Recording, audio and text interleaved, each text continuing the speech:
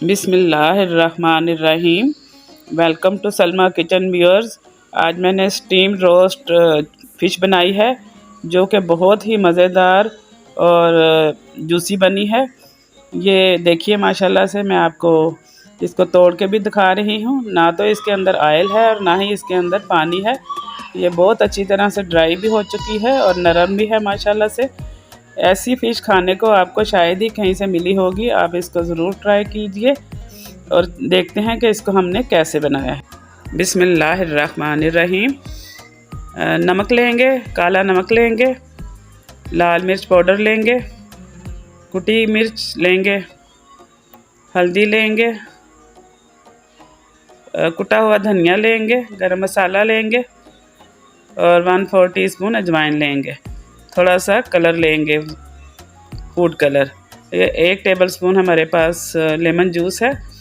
इसको हम मसाले को अच्छी तरह से मिक्स कर लेंगे और लेमन जूस डाल के हम इसका एक अच्छा सा पेस्ट बना लेंगे।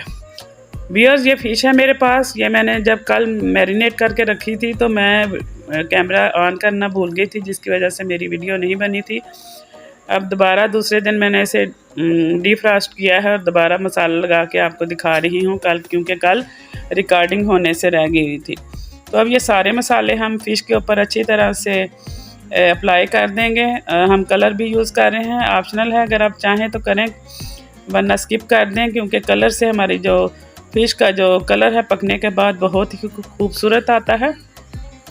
और खाना जब खूबसूरत हो देखने में तो खाने का मज़ा और भी दुबाला हो जाता है। और खाना चाहे कितना मज़ेदार क्यों ना बना हो, अगर वो देखने में अच्छा ना हो तो खाने को भी दिल नहीं चाहता। क्यों व्यूअर्स, सही कह रही हूँ ना मैं? तो हमारी मछली पे मसाला लग चुका है अच्छी तरह से और हमने इसको 1 दिन पूरा जो है फ्रिज में रखना है। अगर आप जब भी फ़िश बनाते हैं तो आपकी कोशिश यही होनी चाहिए कि आप मसाला लगा के फ़िश को 1 या 2 दिन के लिए फ्रिज में रख दें। मसाला लग चुका है, हम इसको ढक देंगे।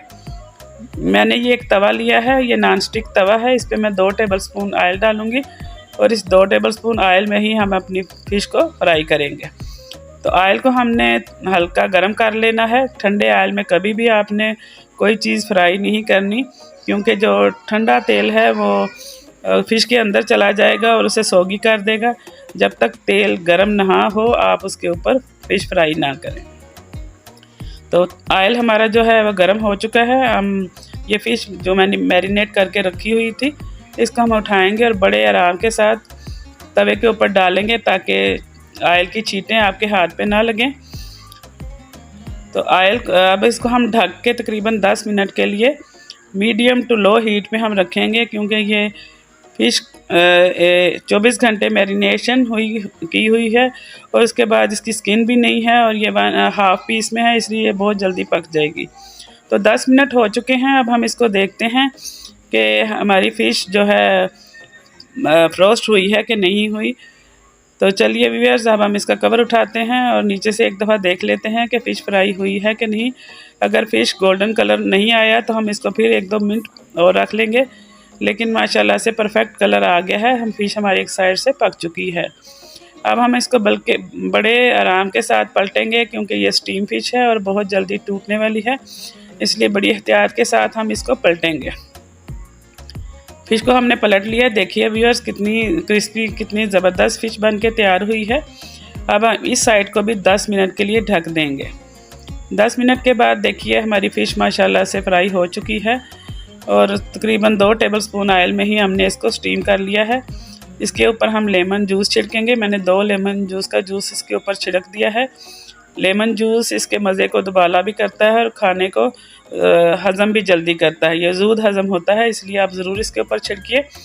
और चाहे तो आप इसके ऊपर चाट मसाला भी डाल सकते हैं। मैंने लेमन की कुछ काशें काट के इसके ऊपर डेकोर कर दिया है। लीजिए, मज़ेदार स्टीम फ़िश बन के तैयार हुई है। दिल के मरीज़ भी बड़ी आसानी के साथ इसको खा सकते हैं और इतनी मज़ेदार फ़िश मुझे उम्मीद है कि आपने शायद ही कभी खाई हो। आप ज़रूर ट्राई कीजिएगा। अल्लाह हम सब के लिए आसानियाँ पैदा करे। सलमा किचन से सलमा को इजाज़त दीजिए। अल्लाह नेगेबान। अल्लाह हाफिज़।